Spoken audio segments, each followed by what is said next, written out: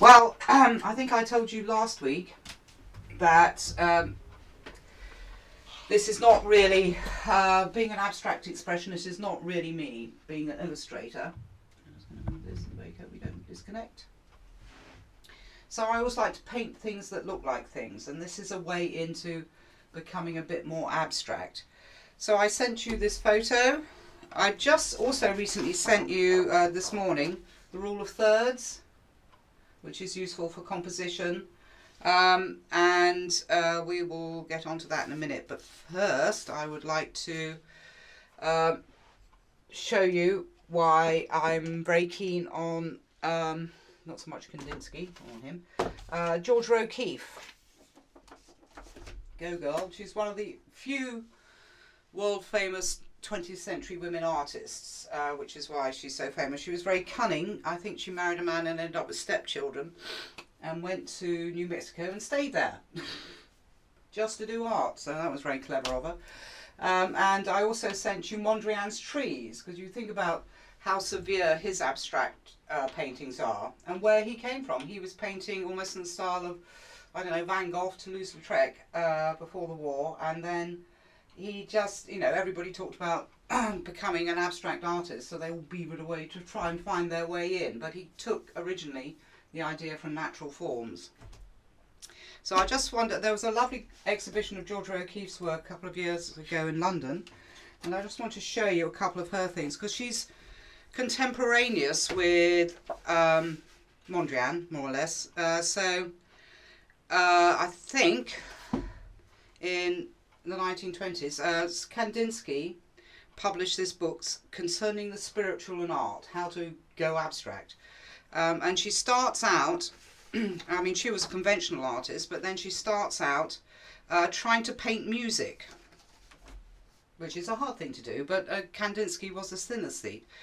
So she did these rather severe charcoal drawings before she felt she could use colour again. So these are taken from things, but they're just the way they're framed. They become abstract. This is her painting music. And then she did, of course, what she's famous for are her enormous flowers, but you have to realise these are about 10 foot by 10 foot. So she's making the small large, so you look at it again. And of course they're really popular because everybody likes a nice flower. And then here, I told you about, this is this guy through a pelvis bone. So you're getting this wonderful delicate shape, which she's painted with lumps and bumps on it, but it's abstracting it. It's a framing device. And then she did a lot of landscapes, which are great. She bought herself a piece of New Mexico. And again, she would go realist sometimes and then abstract sometimes else. But later in life, because she lived to a ripe old age, she started flying everywhere. And these are like abstract paintings inspired by being up in an aeroplane. There's that very famous one, am I right? There's that very famous one of the clouds. Is that at the end here? Oh, don't say it's not here. The clouds. This is about 12 foot by 6 foot. I mean, it's absolutely enormous, but it gives you an idea of being above those clouds. And these are kind of rivers and things, but abstracting it, not making it realistic. Right. Now, as I say, a lot of people can just paint what's in their head, which is really hard, or just go really abstract. But in fact, I always have to have a reference. I have to have it go through the artistic bit of my brain before I can even think about it. So I sent you the photograph of this setup I had done some time ago. And then I cropped it until I found a good image. So one useful thing to have lying around in your studio, these are just old mount boards cut in half, 2 L-shaped pieces of card, is to use those to find compositions that you like. Ooh, is that even better? Yeah. And then you can actually figure out what you want to paint. And I think when you come across a composition that you like, they're going, woo, that's good. I think it's because it's probably it's conforming to the rule of thirds, which is very big in photography. It used to be very big in art, but everybody's thrown any rules out a long time ago. It might come back, you never know. So the rule of thirds, I'll just turn that over so it's not so distracting, is basically the A, this is an A piece of paper, this is A4 obviously, and the ratio of the A system of paper is 1 to 1.6. So this is 1. Get a pen, get a pen. So this is 1, and that's 1.6. And this is known also as the ratio of beauty. This is probably why it works. So when you're taking photographs or going through your photographs, you know when you've got a good photograph, it's probably because it's conforming to the rule of thirds. There's all sorts of videos around about them, but the idea is that you bisect this by thirds, obviously, and then you have these nodes of interest, but you don't want to have them all over the place. You don't want to use them all because then that will be too busy. Often when you're doing a photograph, you would have your main interest here, and then out here would be blank or more landscapey bits. There's quite a good one on the internet with a dog here and then all sorts of lovely landscape behind it. So you don't want to have things too central or too symmetrical. So I just wanted to draw your attention to the rule of thirds. You might find your camera or your iPhone camera will actually bring it up for you sometimes. But it's just a thing to have in the back of your head so that you know when you've got a good photo or a good composition. So I messed around with this photo and had a bit of a crop, and I actually printed out, so that's a photo, and then I cropped it down to that. Now I don't like that. I don't know why I don't like that, but I don't like that. So I cropped it again, and I much prefer this. I don't know why it is. I think it might be because it's too busy. If I had a, if I could squash it up a bit. Yeah, okay. Yeah. So you, I think you know when you've got a good one, and it's probably because it's conforming to the rule of thirds. So to paint this picture, I had a bit of a scribble. I just used a pencil. I put in my rule of thirds to see if anything was conforming to it. What's happening, it's got a kind of quiet area here. Everybody says you should have a kind of quiet area of your painting, and I think this is why it's working. There's a kind of interest there with the rocks colliding, but this is quiet. I think that's why I prefer this photo to the other photo. So I had a bit of a scribble just to see if it would work. You don't have to do that. And then I've got my red acrylics here. I mean my red acrylic ground. This is just the back of an old painting board. I've divided up in rule of thirds. I don't know if that's helping, but and then I'm just going to have a bit of a scribble and try and get the elements down. Now remember, you're going to be painting over this, so don't worry about it. I don't know if you're going to do this one, are you? Yeah? Oh, let's give it a go then. So I'm just going to look at where, this is actually a propeller, as you can see. I'm just going to look where that goes into here, and in fact what you could do, which I haven't done, so I've actually gridded this up. If you grid that up too with thirds, you could probably transfer the picture easier, but I haven't done that and we're pressed for time. So that's the way you can reproduce things accurately. If you grid up your image and grid up the painting, your painting surface, you can then actually just maybe I'll try it. You can just, I'm just going to draw this square, and then I'm just going to draw that square. It's almost like when we're doing the big picture as well. So I'm coming down here, and I'm just looking where that is in relation to everything else. It's coming down here. You don't have to be that accurate. I'm just using this for inspiration, really, to make a painting. I'm not going to think about every little fleck of rust on here or whatever. I'm just going to try and, I think that's there. Yeah, got lost already. So let's take that down there. So I'm just using a 5B pencil, and that's coming up here, and then we got one in front of it, which is kind of that shape. And then, oops, it's coming down here, and then we got this nice pebble with the circular band on it. So I'm just plotting out the elements I want in this painting. I've got that pesky shell as well. It's coming down there. I'm going to simplify the shell into kind of a cone.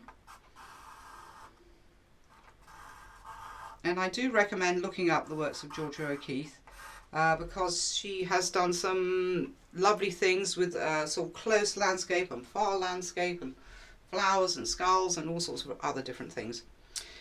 Right, and then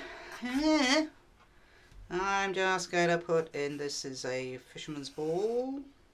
Just looking at where it comes. So I'm just looking at where it comes within the frame, and it's sort of there. Sort of a circle, and that's coming around there. And then I want to put my stripes in because they're kind of dynamic lines. So they go sort of like this. I'm not worried too much about the wrinkles on the curtains. I'm just trying to draw through things, and that's there. And that's there, we think. And then I could think about putting in these dimples. Yeah.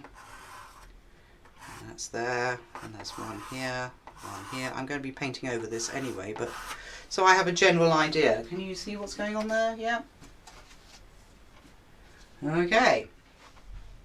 And then, just for the people who aren't familiar with the Stay Wet palette, I was just going to demonstrate how to make one. So this is kitchen towel. This is greaseproof paper, greaseproof baking paper or silicone paper or baking parchment. This is this. The reason why you use that is that it's quite tough. The fibres will not break up when you'll start poking around with paint.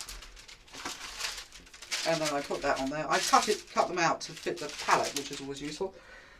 And then I'm just going to add a bit of water, not too much. And I'm just going to slosh that around. Right, that's not enough. Just so the whole thing is damp. You don't want it sopping wet, but damp is good. Yeah. And of course this is Plenty kitchen towel. That's the one that does what it says on the tin. There we go, that's all damp. So, and then I put my greaseproof paper on top. And a Stay Wet palette. So what I'm going to do first is get some black on the go. And I'm just going to paint around my big shapes that I made. Black.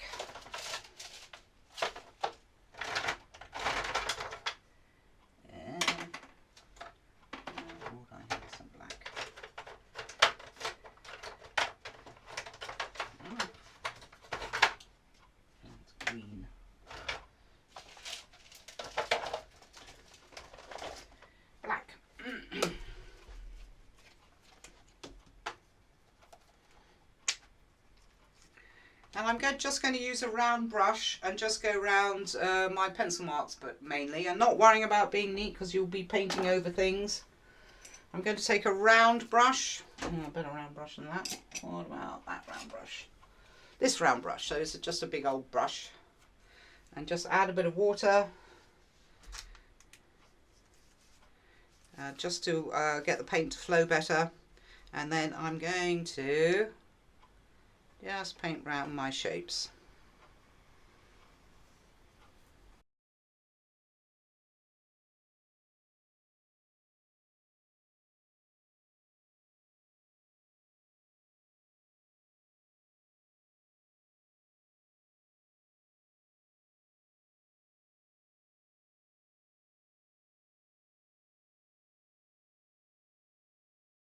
So that will be my palette to start with, which you can't see. So I've got a bright red. I've gone for, this is cadmium red supposedly. This is some sort of yellow. I think it's lemon yellow. Yes, that's lemon yellow. So it's a bit more acidic than the other ones. I've got phthalo blue, phthalo green and burnt umber. And my little bit of black I squeezed out earlier, which I might save for later. And while I've been waffling on, that is more or less dry. Not from that bit, which I should have painted first. But I'm sure by the time I get to it, that too will be dry. So I'm going to tackle doing the propeller. about it, I probably do want that black. So I'm just going to move that black to here. And then perhaps use that as a mixing palette. And then I'm going to take, I wonder if that would work. I've got quite a stiff bristle brush here that's a bit knackered, which will obviously affect the marks I make. So I'm going to try using that and see what happens. So I'm just going to mix up some grey. And I just want to go on here and splodge it on. So I think the reason why I can't do abstracts, and I wasn't a fine artist at all, is the fact I do like to refer to things. I find if it's not going through the artistic part of my brain, it's just not working generally. So I'm just going to actually refer to the picture, but not be too slavish towards it. But I do want to have the idea of different colours coming in here and splodging around, splodge, splodge, splodge. Ooh, look at that. And then I'm not going to clean my brush, I'm going to pick up a bit of red and see what happens. It turns us a kind of yucky colour. No, well, that was a bad idea. I am going to clean my brush. I'm going to dry my brush. So with acrylics, I find it very helpful when you clean your brush is to dry it, so you're not slopping more water into your acrylics. Because I think you might know that I do prefer to use acrylics thickly. A lot of people do like doing washes. And here am I painting red on a red background. And let's have a little bit of that going on. Yeah, so I'm just painting that in. And while it's wet, it will blend.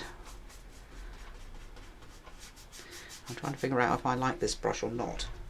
It is leaving, because it's a stiff brush to start with and it's a little bit knackered, so it is leaving brush marks. But do I like the brush marks? I don't know. So I'm coming in here. Oh, that grey was still wet. And over here,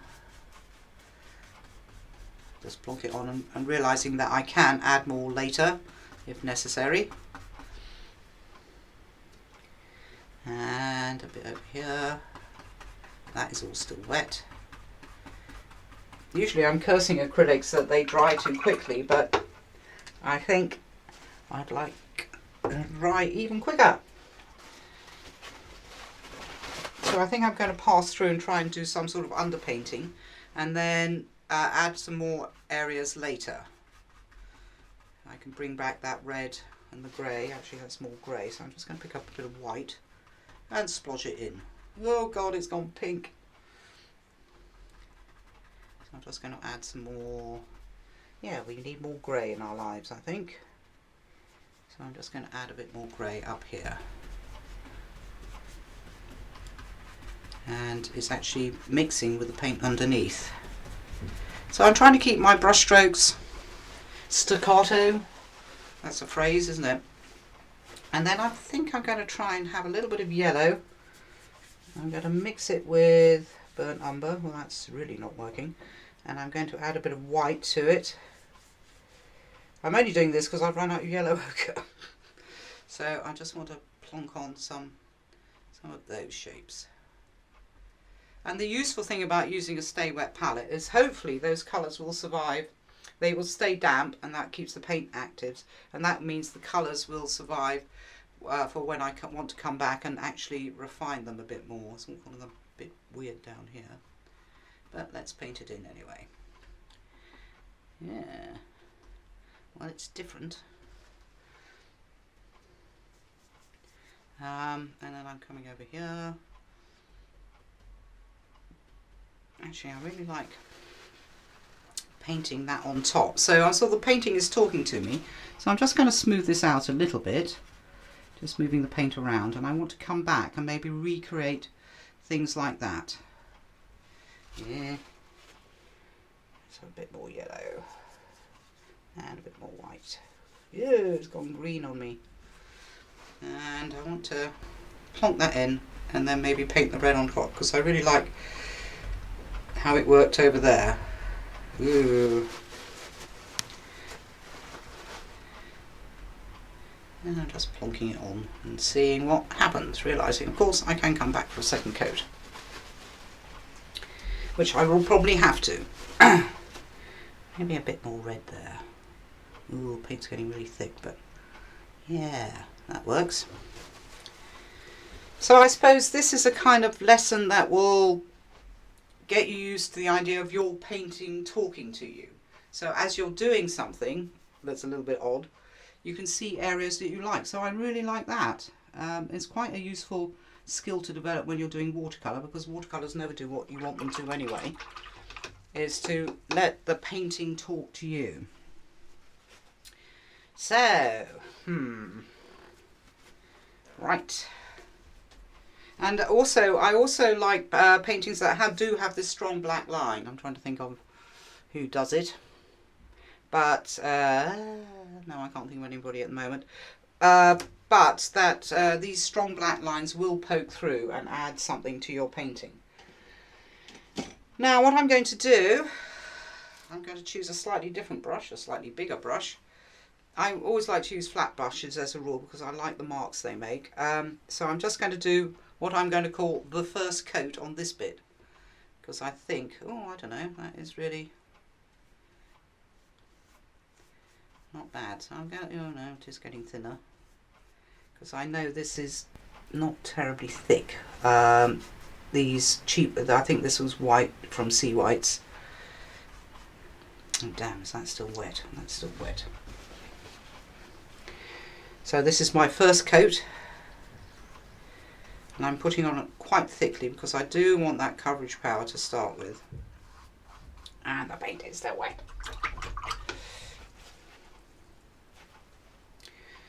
And I can come down here. Yeah, that's better, it's dry there. So I do want to smooth it out a little bit. Yeah, I might as well go over the whole thing. Okay, so that's our white bit, and that's the first coat. And then I just want to have a look at the edges here.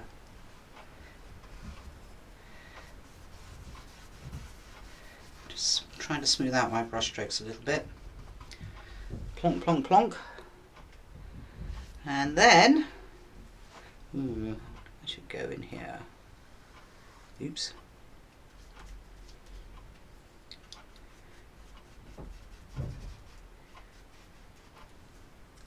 Okay. So yes, I'm just going to think of this as the first coat. It's probably the best. And then I've got this shiny green ball. And I think this green is a bit too livid. This is the phthalo green. So I'm just going to add a little bit of brown to that, just to knock it back a bit. And paint that on. Woo, green on red. Ah, still wet.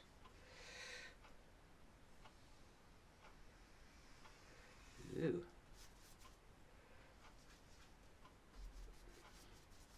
And again, getting the painting talking to me, because I kind of like that bit. So, you know, you get these happy accidents which turn out to be useful. So I'm just going to leave that there. Am I? No, I want that line to be more fiddling. Ooh, like that. And I think I'm probably going to need to change my water in a minute, but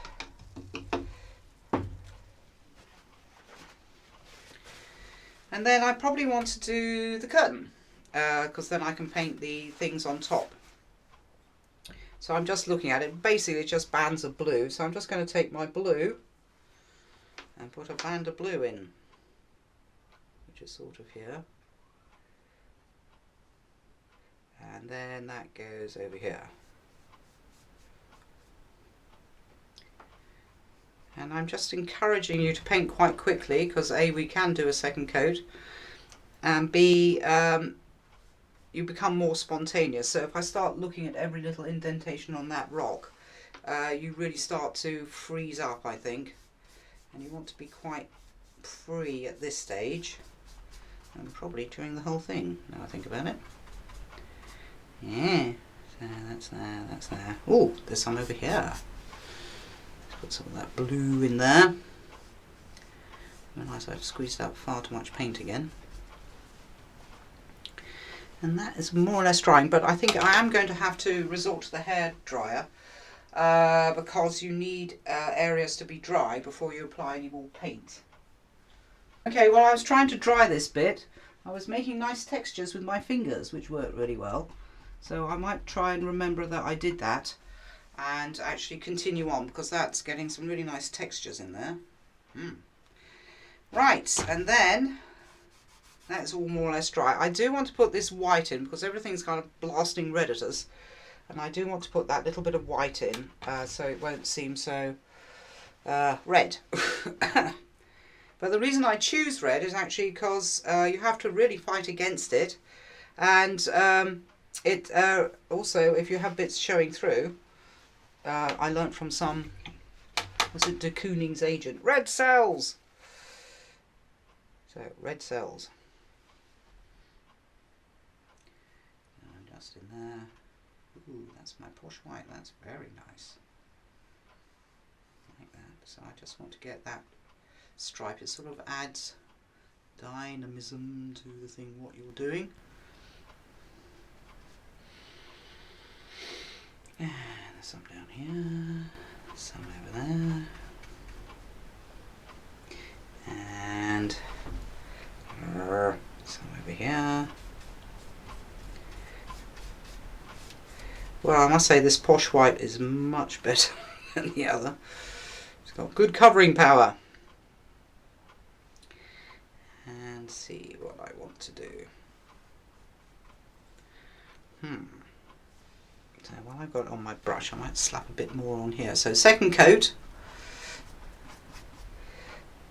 of my white on here. Luckily it's dry now, but so I'm doing a second coat of the white pebble because I do want to have that as a nice white space in the painting.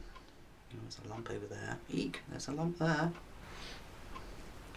Lump, lump, lump. There we go.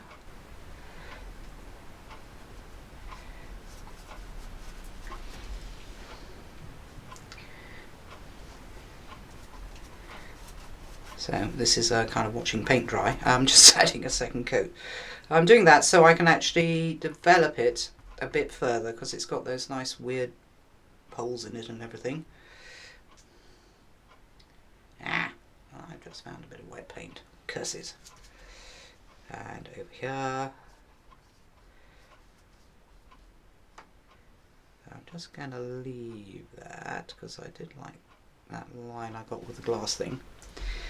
And then I'm going to come down here and think about what I want to do with these things. I'm not entirely sure. I do like this because it's kind of echoing that. So I do like that colour. So I might try and build up an orange. Ooh. There we go. That orange enough? I think I want a bit more red in there. And possibly a bit more white.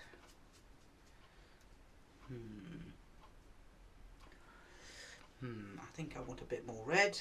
It's going to go pink on me. Let's have some more yellow. Okay, let's try that. So I've got this kind of warm brick.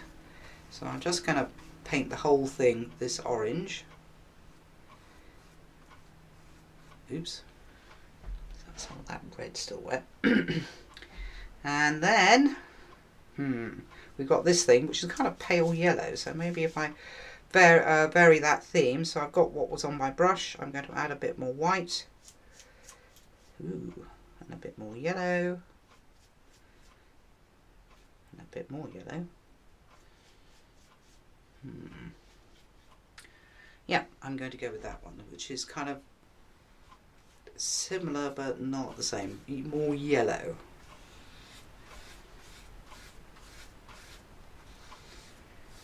Here's my underpainting. I wonder if I should take that up a bit. And it might need a second coat.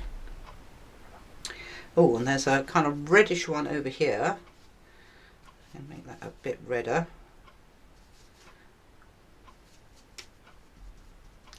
And call that a reddish one, which is more or less the same colour as the background. Maybe we'll add a bit more yellow to it. There we go. And then clean my brush, we'll possibly get a new one.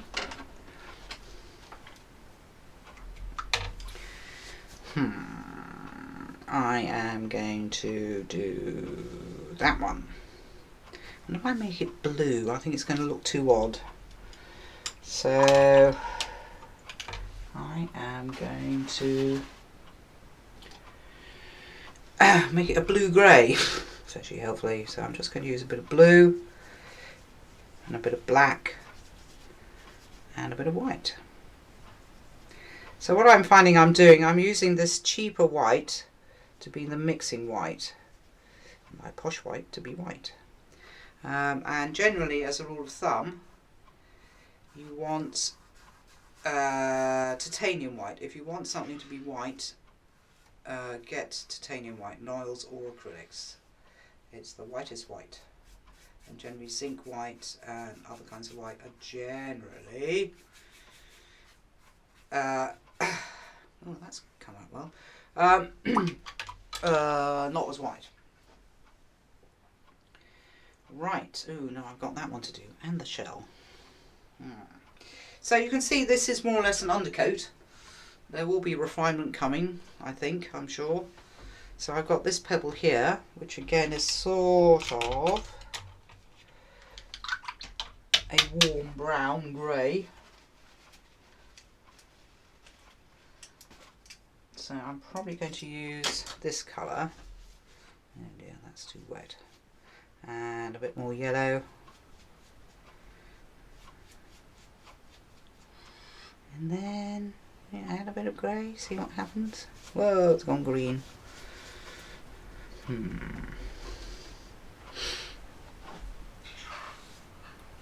Alright. So it's just a shape falling out of the frame.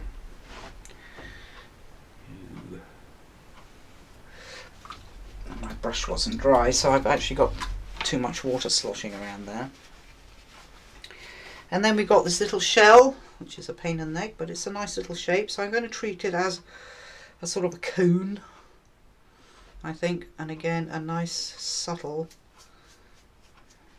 I got my yellow ochre. I can't resist it. I'm going to open up my yellow ochre.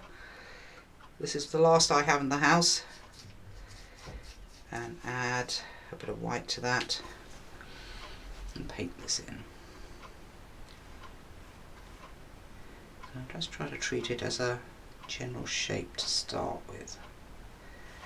Not worry about the fact it's a shell. And I'm just going to add a little bit of yellow ochre to that because I didn't like that colour at all.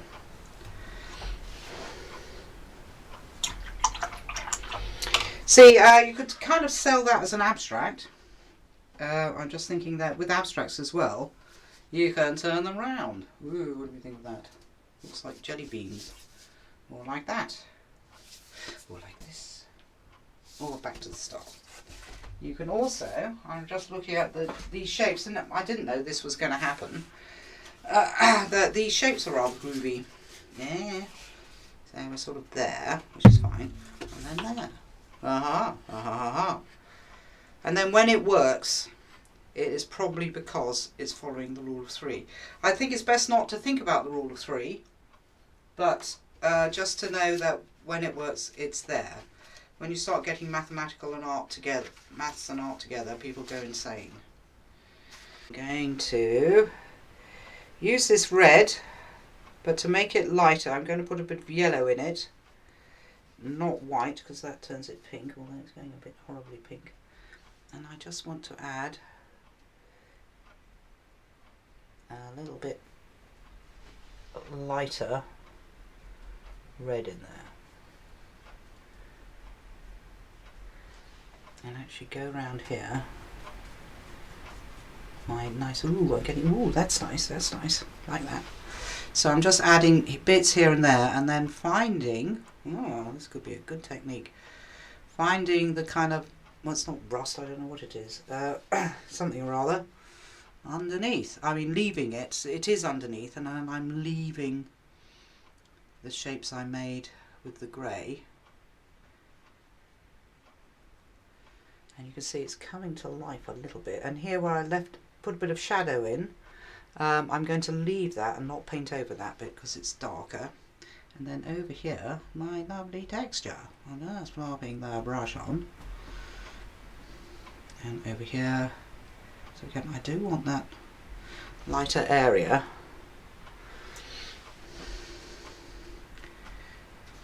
And up here. And I might go back. It's waiting for things to dry. And with acrylics, they do generally dry pretty quickly. And I'm just going to go over my finger just to create that nice sort of texture that I liked when I did it sort of by mistake earlier. Finger painting! Mind you, it's nothing new. Titian, towards the end of his life, he ended up living to a ripe old age. He was finger painting. And you can definitely see it in some of the later works in the National Gallery. I think he was 86 when he died or something. I just want to have some lighter areas there. And I'm having a bit of a bash around with this. Hey, this is working, this is good. Making some nice texture. And I suppose the advantage of trying to think about becoming a little bit more abstract, or trying to use the idea of abstracting natural forms in your own work. Apparently people like art where they have to put a bit of work in. When you've got hyper photorealist painting, it's all a bit dull really. Just shows how clever the artist is. But it's done from a photograph. Why don't you use a photograph? So if you can have some ambiguity in your painting, it makes people appreciate it more, apparently. I think that was proved as a scientific fact. Oh, right. I think I will be adding more texture here, but I want that red to dry. So I'm heading towards doing this thing. That's the tricky one. And I'm going to use a small round brush, I think. Just making sure my brushes are clean because they've got pink on them. And that will always come through. So I'm using this small round brush. Yeah, small round brush. And I'm going to have a bit of that yellow ochre and a bit of brown and black. See, I'm getting realist now. But I do want to have the idea of those shapes. So I'm just picking that up. So that's one. There's one here. And I'm not worrying about it because I'm going to be adding more to it, but I just want to kind of place them. And one over here, which is a bit darker. Just going to have a bit more black going on in that one. And maybe in that one a bit. In that one a bit. Here. And where am I going to put it? And then one over here. Pick up something lighter there. And here. And people are going to think, ooh, what's that? And one here. And then one over there. And one here. And there. One here. One here. One there. Oh, there's a hole there. Oh, never mind. Ah, by looking you see. And then there's something going on up there. Now I want to refine those a bit. And I think what I'm going to do, I'm sort of thinking on the hoof here, is actually use black initially. So just here. And actually describe the shape in black, because I did say I did like those black outlines. And if it doesn't work, I can always paint over them. So again here, paint's wet. And where have we got? We're here. And then there.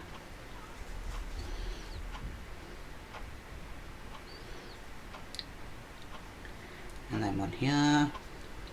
So I'm getting those black shapes, which they could have been completely random, come out of my mind, but in fact they're on this rock.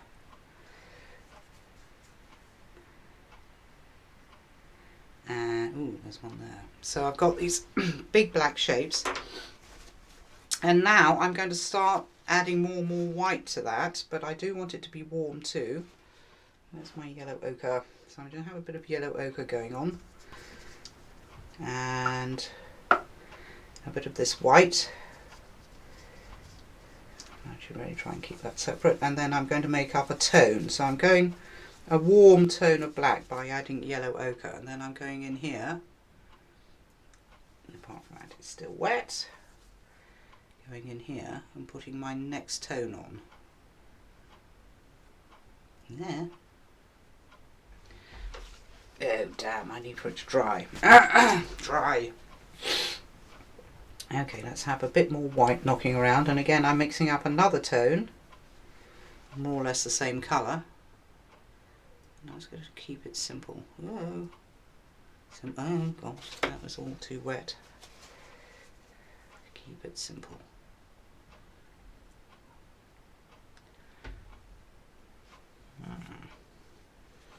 And over here, so this is my third tone, but the paint is still wet, so I might leave some of that. I'll be touching that up in a minute, and I want that to be darker and that to be lighter.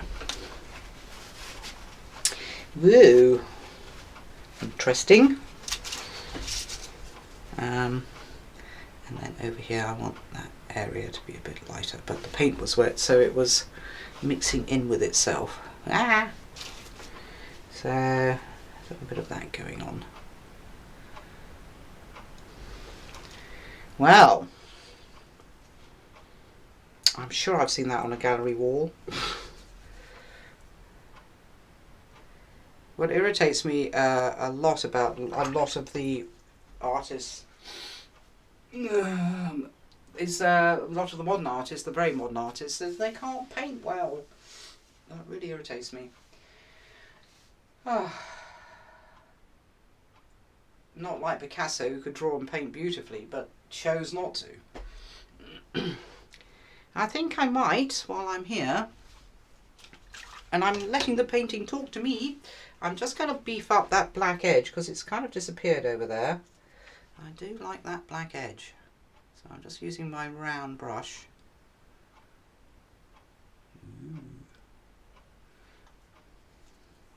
And some black paint, and I just want to make that edge really quite dark.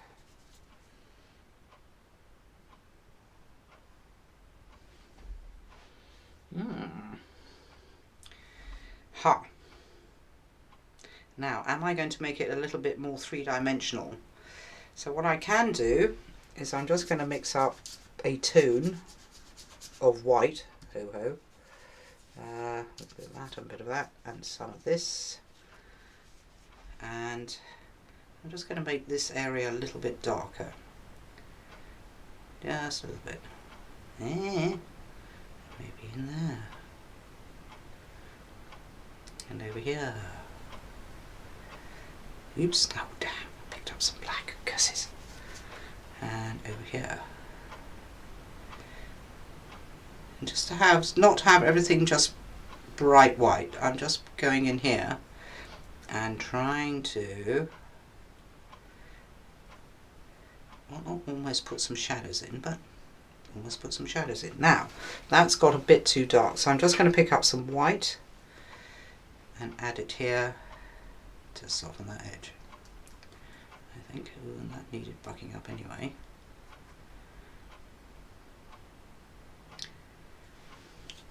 And let's have a bit more white here too. Yeah, I should vary my brush stroke. So here I'm doing a wiggle, and before I was doing a dab.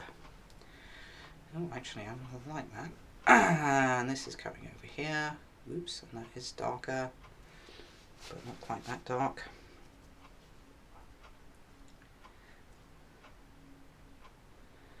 There we go. Oop, and down here. Now I'm getting very hidebound in the real life of it all. But I will persist actually. I'm just going to add a little bit more white to this grey I've got going on. And plonk it around here.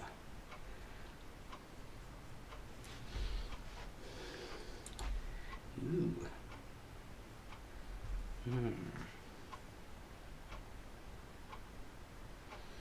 So just having little dabby strokes, not to make it all just one big area of white. And a little of this, a little bit of that.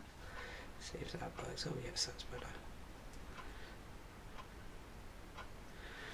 And there we go, methinks.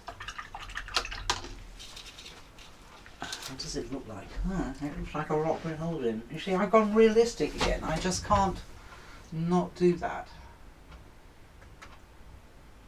I have to pin myself. There we go.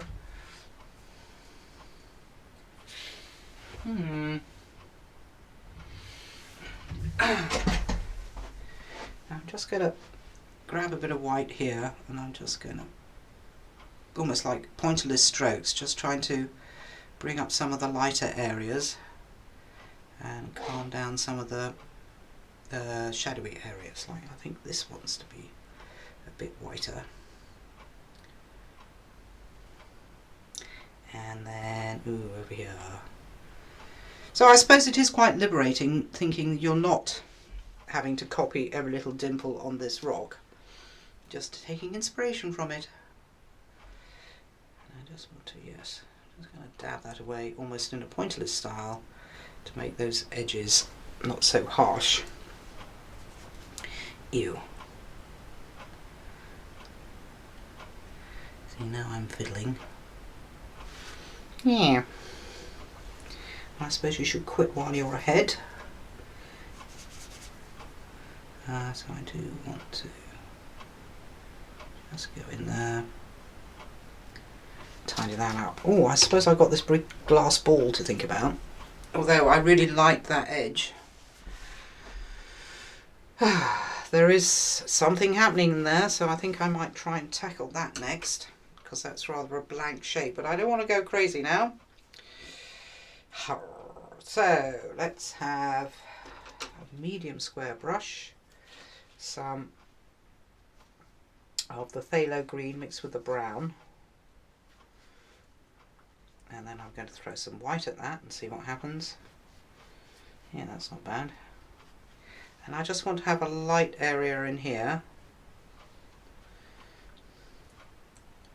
and maybe a bit of light over here, because it's actually reflecting that mad ball. And then I realise that's too light, so I'm just going to mix up a darker version of that. I think it seems so black because it's painted on red. So I'm just lightening that colour a little bit.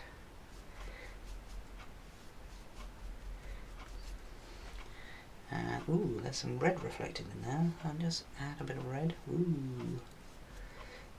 And then well, perhaps it was better when it was calmer, but I'm going to actually mix up this dark green colour, which is the phthalo and the burnt umber. And I just want to go in there and add some calming influence of the darker green.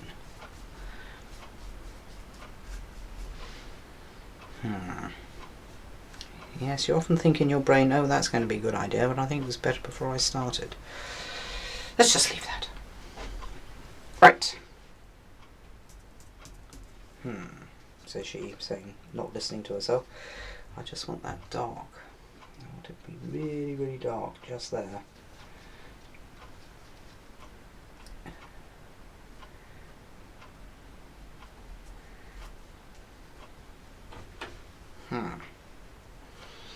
So I'm getting, as soon as I start painting or, yes, responding to something, I start trying to be realistic. But I don't want to be realistic. Right. Let's put the dirty water away. I'm going to clean my brushes and think about tackling the material, the curtain underneath. Okay, I want to get this stripy thing more defined, and I am going to have to put a second coat on. So, find a decent brush. Could be. Okay, so I'm going to pick up my Posh White. I think it's good thing to invest in one Posh White, because then that will buck up all your other paints. But I do want to have this shape here.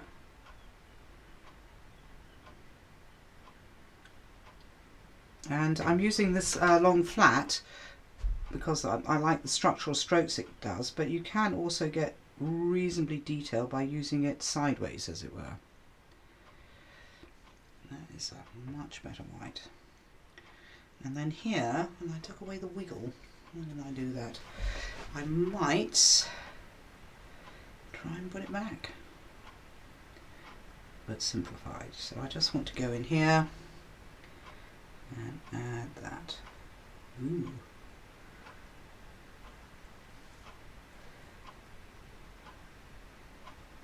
Right.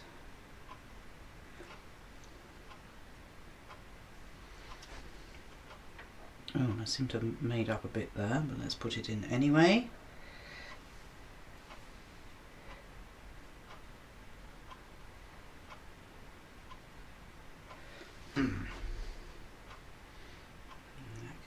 I think I might be going back and adding my black lines again, but can I put some up here?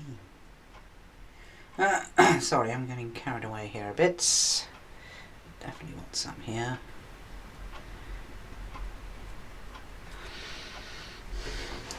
It's only because I had it on my brush, and then over here, I suppose it's not as bright white, but I'm going to put bright white in and see what it looks like. And then there's a little bit here, and I think I might have to raise that a little bit there, and a little bit over here. Whoa. Whoa.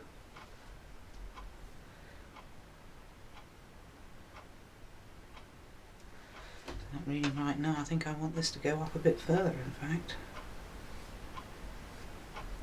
And I will have to wait for it to dry before I can do anything about the blue. So why don't we start thinking about these pebbles? So they have a bit of texture to them. So I'm taking my, so I've got my red here, just the white I had on my brush. I'm adding quite a lot of yellow, and I very hope it might become less pink. I think it is, sort of. And I just want to go in there. Oh no, I think I want it lighter. So I'm going to add some more yellow. And plop it on. And then it's going down to a deeper colour, isn't it? So now I'm looking at it, which is annoying, and realising I've got it sort of wrong. So if I take that as sort of my base colour of that thing, I might get some deeper red out.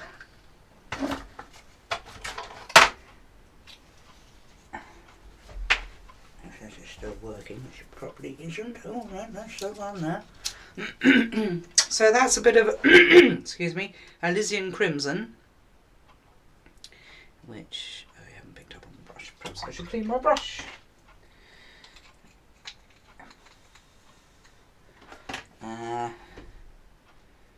That's Elysian Crimson. Ooh. I'm going to add a bit of green to that to make it do something mad. Oh, yeah, that's completely mad. Ew! That's a big mistake. I'm just going to clean that brush, pick up that original colour, and plonk it in.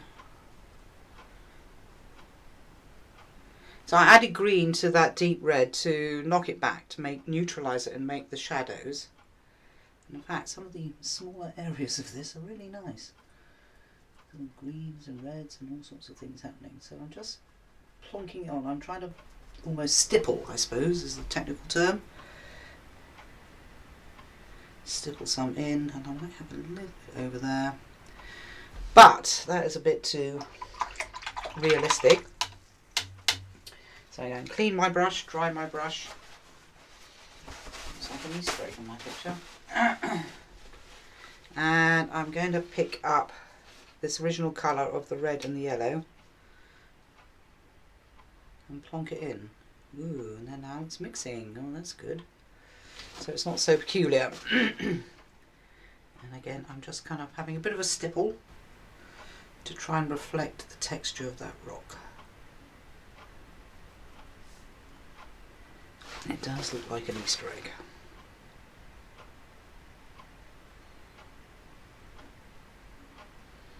Yeah.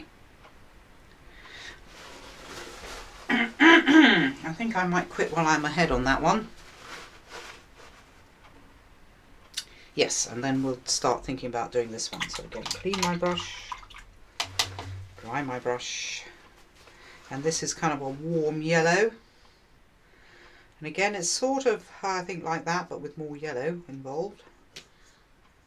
Quite a lot of yellow. Quite a lot of yellow.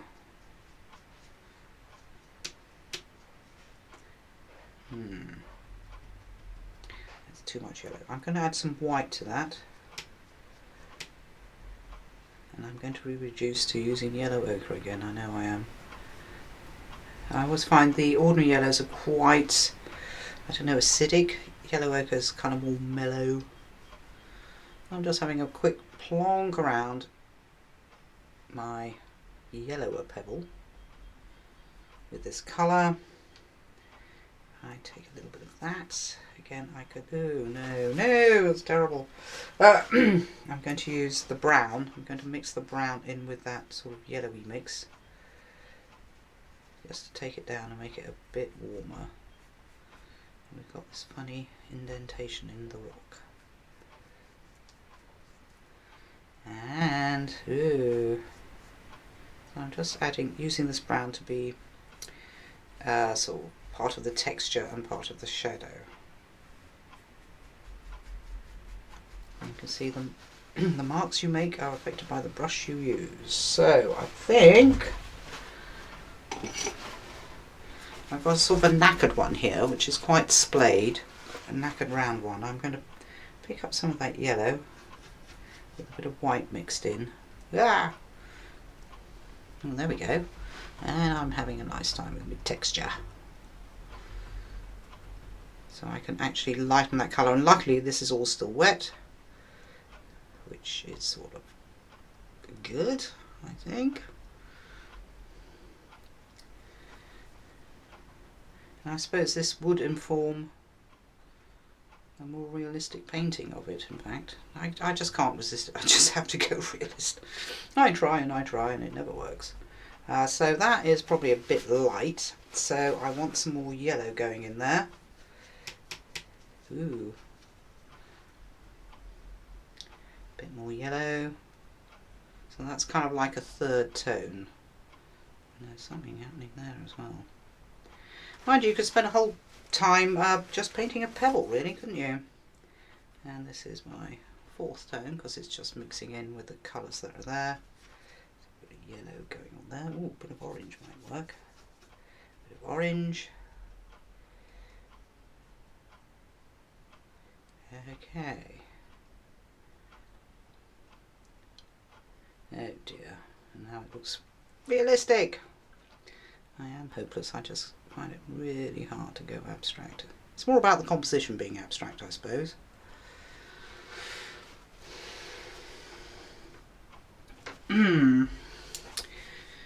Well, quit 111's ahead, I think. Okay, so I'm going to look at this one now. And I did like that blue-grey. I'll make it green. Clean your brush, dry your brush. I think it's because I'm actually using these smaller brushes that I'm doing this being more textured. But I didn't want these great smooth shapes that I made before. So this is our second coat. So I'm making up this blue-grey again. It was just black and the blue and white. And I do want... Yes, that's better. Nice slate blue. Maybe make it a bit bluer. No, don't make it a bit bluer. Make it a bit greyer. And again, it's because I'm using this brush, I'm tempted to do this, which I like. It's reflecting the texture of the pebbles, even though this is supposed to be abstract. I just can't do abstracts. But it's nice having those different colours knocking around, so I'm just adding a bit of black to my brush to have that. Yeah, that was a mistake. To add these different textures.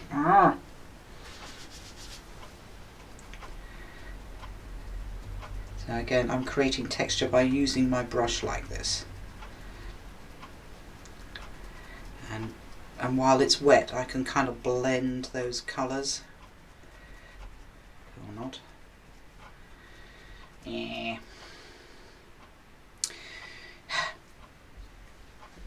And again, I think I will quit while I'm ahead. I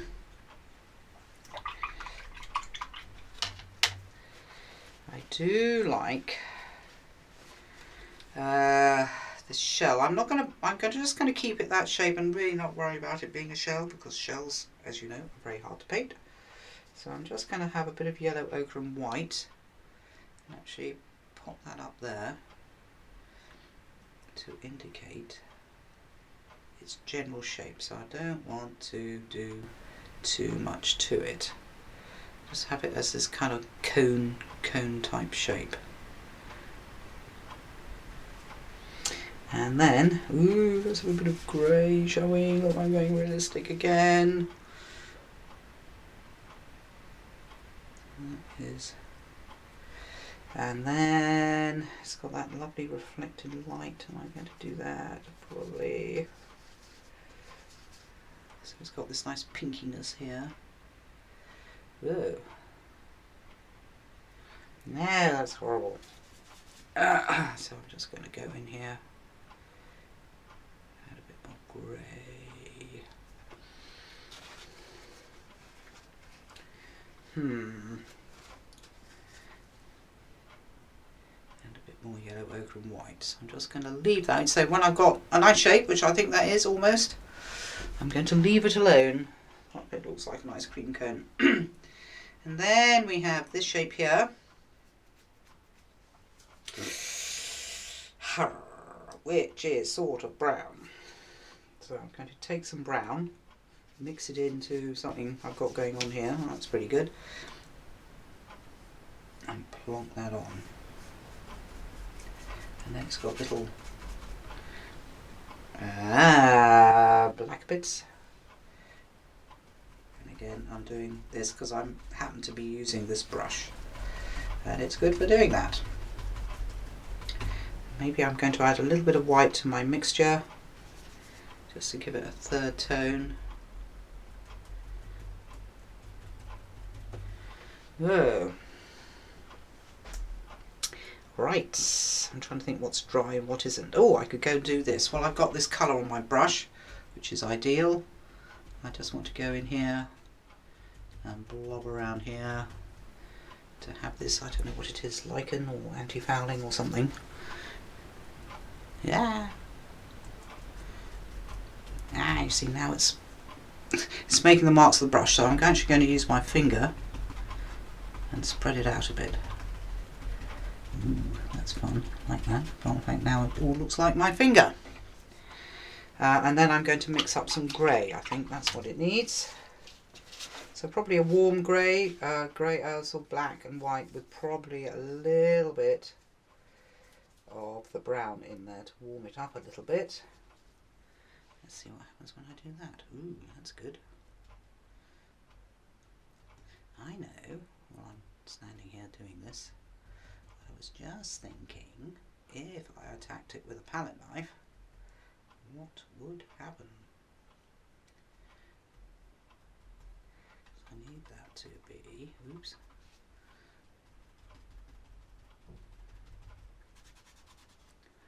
a little bit more, there we go. Look, a technique, finger painting.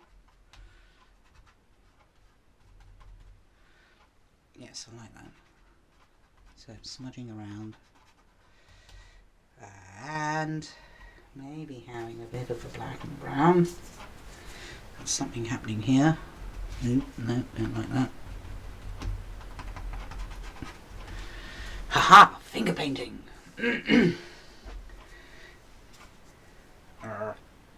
And then a bit more over here, I think. No, I like that. Maybe I need a bit of it up there. That's the burning question. And then some lighter areas.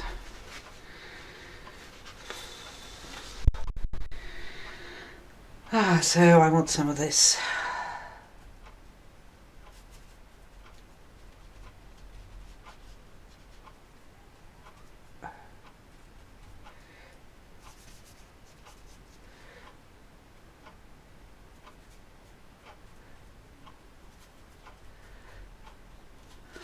Right,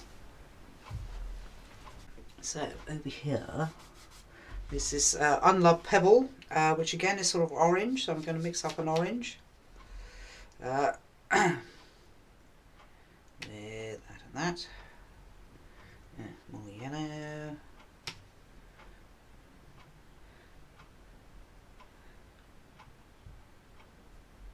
I want that to be quite thick. I think what I am going to do is actually go around the whole area with a black line again, because I've lost most of my black line, and I do like my black line, but I have to wait for that to dry. Ooh. And then here, that's the wet. Yeah, sort of. I'm just going to take this over to a mirror and have a look at it, because I'm so close to it now and I'm still finding that really quite annoying.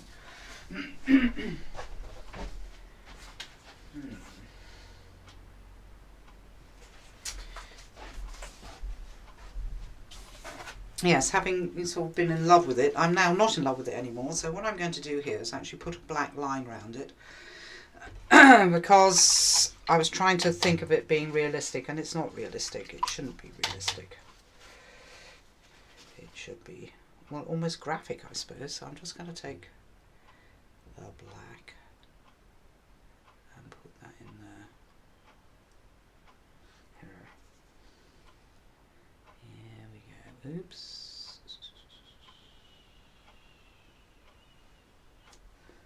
Oh, there we go. That's better. And then I just want to establish some of this black line here. And have some over here.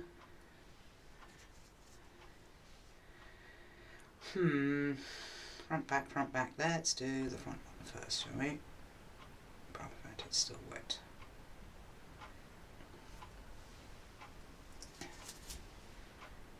And over here.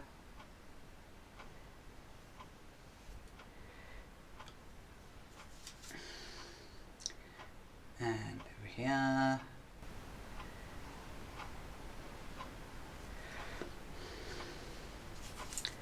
Ooh, yes, this needs a black line, doesn't it?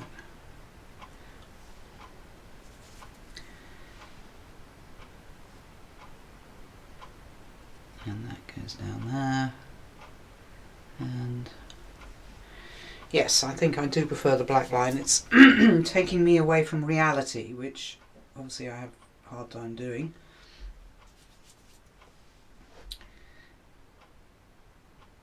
And then there. And here.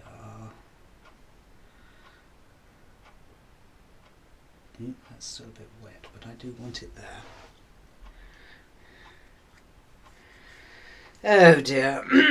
I've gone all realistic. More than my texture and everything. But it's more about learning how to take small elements of something that inspires you and run with it by letting bits fall out of the frame, and why you find you like a particular composition and not another composition. Don't know. There's a few finishing touches to do. There's this nice circle on here. See, I went realistic. Why did I go realistic? But I am going to put the circle on, which again is just, this is just white, which will now turn grey. And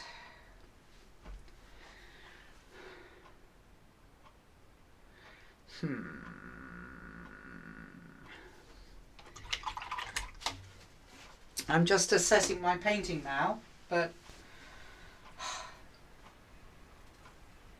I don't know whether or not to do any more to it. So here we are with the finished painting, and I'm not going to touch this anymore. What I found, and this is a failing that I have, is I went too realistic. But I did find that if you kind of turn it round, you're getting away from the reality. I don't know, that could be good. But in fact, I think that's probably the best one. So I could call that an abstract painting. And then probably what I would do if I was doing a proper abstract painting is do something called creative cropping. So you can have these bits of cardboard, just an old mount board cut in two, to be your frame, and I think that is better actually. Oh yeah, that's better, that works. So it's just a bit of fun really, and if you want to learn how to properly be abstract, find someone who actually does it. And I really don't do it, and I don't find it easy to do, but actually that composition I think could work. Okay, I hope to see you all soon, and keep painting.